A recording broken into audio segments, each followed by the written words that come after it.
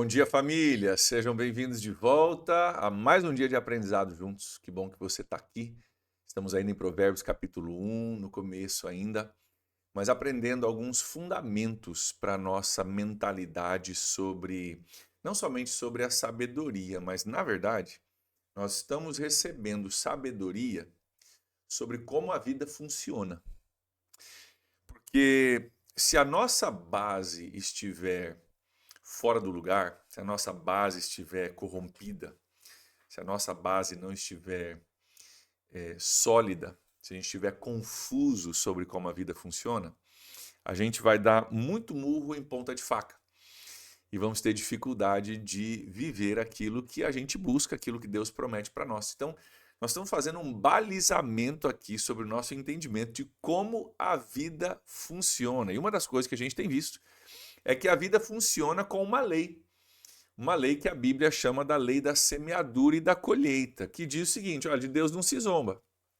A gente colhe aquilo que a gente planta.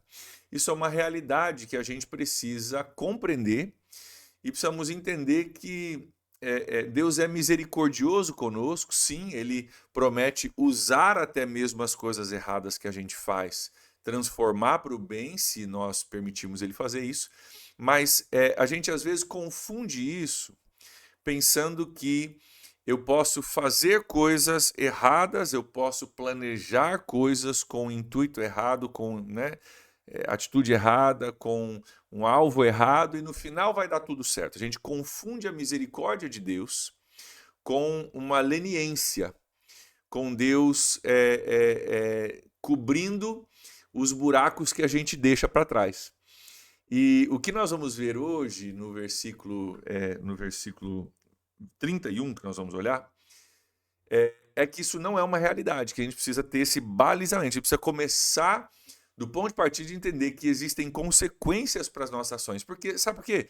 Se você achar que no final vai dar tudo certo e Deus vai ajudar e você pode semear o que você quiser semear e no final Deus vai mudar a colheita milagrosamente, né? Ah, vou semear laranja, mas vou colher maçã e vai dar tudo certo no final. Você não vai buscar a sabedoria do jeito que você deve buscar. Você não vai valorizar a sabedoria do jeito que você deve valorizar, porque mais à frente nós vamos ver uma exortação à sabedoria dizendo, cara, guarda a sabedoria assim, cara, tenha ela como uma coisa mais preciosa. Imagina que alguém te deu um diamante, cara, uma, sei lá, pepita de ouro, sei lá o que te deram, uma coisa valiosa. Cara, como você agiria com relação àquilo? Com certeza você guardaria, com certeza você tomaria todos os cuidados para que aquilo não saísse da sua posse. Da mesma forma, nós devemos agir com relação à sabedoria. Por quê? Porque quando nós agimos fora do contexto da sabedoria de Deus, nós colhemos as consequências. A gente vem falando sobre isso nos últimos dias. Eu quero continuar a falar contigo sobre isso no versículo 31. Olha aqui comigo o que diz a palavra de Deus e a sabedoria de Deus para nós hoje. Falando então, né, dos que riram, zombaram, né, que não deram, aqui, ó, os inexperientes que zombaram, né, e que desprezaram o conhecimento. Nós já vimos que a desgraça vai vir, vão chamar e a sabedoria não vai responder. E por último aqui, versículo 31, comerão do fruto da sua conduta e se fartarão das suas próprias maquinações. Comerão do fruto da sua conduta e se fartarão das suas próprias maquinações. Comerão do fruto da sua conduta e se fartarão das suas próprias maquinações. O que esse provérbio, esse texto nos ensina e para onde que eu quero nos apontar? Que muitas vezes em nossas vidas aquilo que a gente passa é fruto das nossas decisões e das nossas maquinações. E a gente falou sobre isso, né? Nós temos um problema muito grande na nossa cultura hoje, que é tentar achar culpados nos outros. Ah, o problema é meu pai, o problema é minha mãe, o problema é meu patrão, o problema é minha formação, o problema é minha cor, o problema é meu status social, o problema é meu, né? E não compreendemos, às vezes não assumimos a responsabilidade que a gente precisa assumir. Não estou falando que não tenha injustiças no mundo, com certeza tem, ok? Mas muitas vezes nós utilizamos de subterfúgios para não assumir a responsabilidade que a gente precisa assumir e perceber que, por exemplo, tem coisas que é fruto da minha conduta. Tem coisas que não tem a ver com outra pessoa, né? O diabo me fez fazer, pastor. Cara, às vezes a gente dá uns poderes pro diabo que nem o diabo não tem, né? O diabo não pode te fazer nada. Ele pode te tentar, ele pode te convidar. Aí você decide se você vai ou se você não vai, né? Mas são frutos da nossa conduta e a gente precisa compreender isso. Tem coisas na minha vida, gente, falando aqui, ó, pastor André, tá falando dos outros. Eu não sou perfeito nisso. Tem coisas que eu colho que são frutos da minha conduta, dos meus erros, do meu eu, de eu querer o que eu quero, a hora que eu quero, do jeito que eu quero, de eu não ouvir a voz de Deus, de eu tomar uma decisão sem primeiro buscar a Deus, de eu sentir que não era por ali, mas eu acabei fazendo, quando vi já estava feito e agora eu tenho consequências disso. São frutos da própria conduta. E diz o versículo 31, a primeira palavra, comerão. A gente tem que comer, a gente vai sentir o sabor ruim do fruto de uma própria conduta. É uma realidade que nós não podemos escapar, porque é uma lei de Deus, e não devemos escapar. Não devemos escapar. Porque é só a partir do reconhecimento de que tem certas coisas na minha vida que eu colho, que são frutos da minha conduta, fruto do meu erro. É só a partir do reconhecimento de que eu errei, eu não dei conta, eu não tinha repertório, eu não sabia o que fazer, deveria ter orado e não busquei. É só a partir desse reconhecimento, dessa humildade, desse, vamos dizer assim, desse arrependimento, primeiro o reconhecimento, para depois vir o arrependimento e eu mudar de direção. Arrependimento é mudança de direção. Então, primeiro eu preciso cair em mim mesmo e perceber o seguinte: o que eu tentei não deu certo. Esse caminho que eu trilhei, né, com a minha própria conduta, esse caminho produziu frutos que eu não gosto de provar. Eu não quero ter que comer esse fruto. Então eu preciso chegar primeiro à convicção de que o caminho que eu escolhi trilhar não foi um caminho produtivo, não foi um caminho útil, não foi um caminho abençoador, não foi um caminho que produziu bons frutos. Somente a partir desse reconhecimento eu posso então me arrepender, que é mudar de direção e dizer, opa, eu vou agora buscar a sabedoria de Deus. Eu vou agora orar a respeito das situações que surgem. Eu vou agora pedir direção do meu líder de pequeno grupo, do meu discipulador. Eu vou buscar repertório quando eu não tenho repertório na palavra de Deus, em oração e em pessoas mais maduras na fé que podem me ajudar. Então, esse comer do fruto das nossas próprias condutas, apesar de ser uma coisa que a gente não gosta e gostaria de evitar, às vezes é aquilo que nos dá a oportunidade de perceber o nosso erro, que é pré-requisito para eu poder me arrepender e mudar de direção. Então, eu diria para você que até nisso Deus é bom. Até nisso Deus é gracioso. Por quê? Porque Ele te dá a oportunidade de provar aquilo que... Cara, você tem livre-arbítrio. Você pode escolher enfiar o pé na jaca amanhã, se você quiser. Livre-arbítrio. Mas Deus, eu diria, na sua graça, vai permitir que você colhe os frutos disso, apesar de serem talvez dolorosos.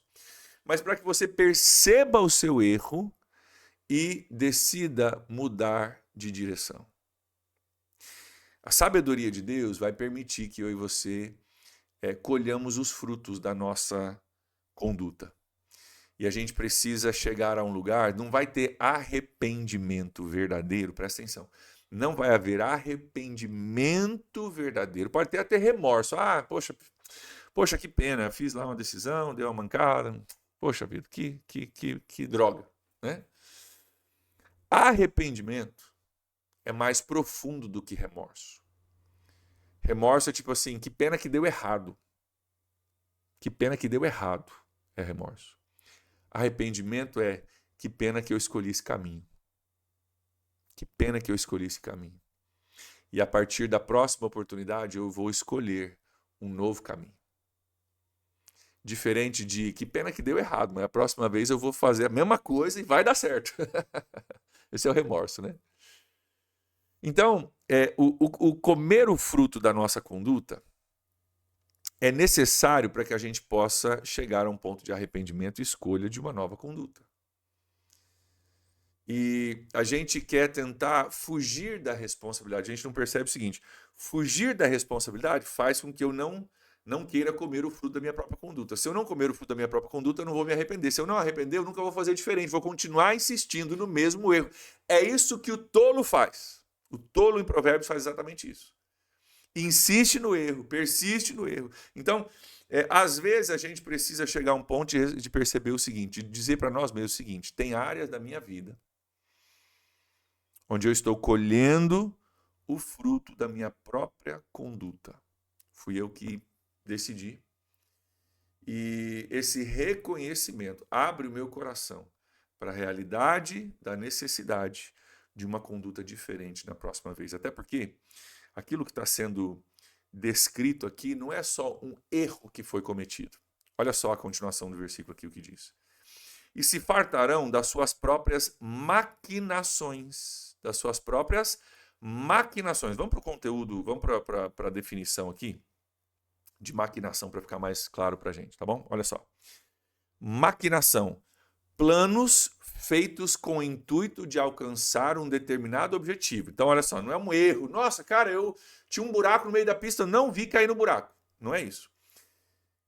Planos feitos com o intuito de alcançar um determinado objetivo. Geralmente, aí continua a descrição aqui, geralmente realizados de modo ardil, modo errado. Ou uma outra palavra aqui para maquinação é manobra. Eu vou fazer uma manobra aqui, né? Vou trabalhar um esquema aqui, uma manobra, vou dar uma trabalhada, mexer os pauzinhos aqui para que o negócio vá na direção que eu quero. Existe um planejamento prévio. É isso que eu quero que você veja. Não é um erro. Deus não vai castigar no sentido de, poxa, não vi o buraco, cair no buraco. Não é um erro, um deslize. Estamos falando aqui de alguém que maquinou, que planejou, que manobrou uma coisa, o resultado deu errado e a sabedoria diz: você vai se fartar das suas próprias maquinações e comer o fruto da sua própria conduta. Então, eu queria nos convidar, como nós ainda estamos em uma introdução à sabedoria, ainda estamos introduzindo, não entramos nos provérbios que vão virar a gente do avesso ainda, tá? Mas não adianta a gente estudar os provérbios que vão virar a gente do avesso se a gente não compreender o seguinte: tem áreas da minha vida onde eu preciso começar o meu estudo da sabedoria de Deus, talvez percebendo e reconhecendo diante de Deus que tem frutos que eu estou colhendo que tem a ver com a minha conduta, tem coisas que estão acontecendo que tem a ver com as minhas maquinações. Eu preciso perceber o meu erro para que eu possa, então, desenhar um caminho de volta, né? Um caminho construtivo. Então, a sabedoria vai, inclusive, permitir que a gente viva essas realidades, por mais dolorosas que sejam. Deus promete usar tudo para o bem, inclusive para que a gente aprenda e não cometa o mesmo erro de novo, né? Possa aconselhar alguém, né, a respeito de alguma coisa, para que a gente não caia nisso, né? Não caia, outras pessoas não caiam nisso. Mas eu quero que a gente comece desse ponto de partida, dizer, ok, eu preciso reconhecer quando eu estou colhendo frutos que ninguém mais tem culpa, não é outro que é culpado, sou eu que sou culpado, fui eu que maquinei, estou colhendo fruto disso. Eu preciso reconhecer esse erro para fazer aquela oração sincera: Deus, eu quero seguir a tua vontade. Não é só que eu quero, tipo, ai que lindo. Eu preciso, porque eu tentei do meu jeito e não deu certo. E a partir disso, então, que nós podemos reconstruir um caminho com o coração verdadeiramente humilde, verdadeiramente aberto, verdadeiramente dependente de Deus. E é esse tipo de oração que Deus responde. Nós olhamos recentemente, né, Salmo 34, versículo 18, numa das nossas pregações, que diz o seguinte, eu vou ler aqui para você, não estava planejado, mas eu vou ler para você. Salmo 34, versículo 18, só para você entender a preciosidade disso. Diz assim: o Senhor está perto dos que têm o coração quebrantado e o espírito abatido. Ou seja, cara, às vezes o que falta para a gente caminhar mais próximo de Deus, mais próximo da sabedoria de Deus, é a gente ter um coração quebrantado e um espírito abatido. No sentido de dizer, cara, eu errei, a culpa é minha, os frutos amargos são meus, e Deus me ajuda a compreender isso para que eu possa não fazer isso de novo, que eu possa aprender com a tua sabedoria. E aí a promessa é, o Senhor está perto do cara que chegou nesse nível aí de compreensão. Por isso eu estou insistindo contigo nessa compreensão, nessa base para a gente construir sobre ela. Que a partir dessa compreensão que nós vamos buscar de coração rasgado a sabedoria de Deus. Amém? Vamos orar pedindo a Deus a bênção sobre o nosso dia e que Deus nos dê esse coração que entende a preciosidade e o valor da sabedoria que nós estamos recebendo aqui. Pai, nós oramos hoje pedindo bênção do Senhor sobre a nossa vida, sobre os nossos dias.